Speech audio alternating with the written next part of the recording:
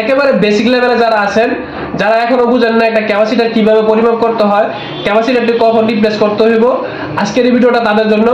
কারণ আজকে আমরা দেখাবো কিভাবে একটা ক্যাপাসিটর সঠিক নিয়মে পরিমাপ করবেন। ক্যাপাসিটর মাপার জন্য আমরা ডায়োড মোডে রাখছি, ডায়োড এবং বিপ মোড আমার একসাথেই। সেক্ষেত্রে আপনারা যেভাবে কমফোর্টেবল ওইভাবে মাপবেন, আপনারা দুইভাবেই মাপতে পারবেন। এখন ধরেন আমরা যে এখানে যে লাল তারটা, এই লাল তারটা হচ্ছে গ্রাউন্ডে রাখলাম, মানে মিটার যে লাল প্রুফ, এই লাল প্রুফটা গ্রাউন্ডে রাখবো, কালো প্রুফটা হচ্ছে আমরা পয়েন্টে রাখবো।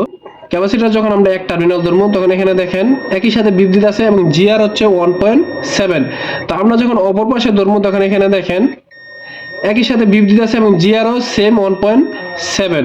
দেখেন একটা ক্যাপাসিটর তখনই নষ্ট যখন হচ্ছে দোনো পাশে বিপ দিবে এবং জিআরও সেম দিবে।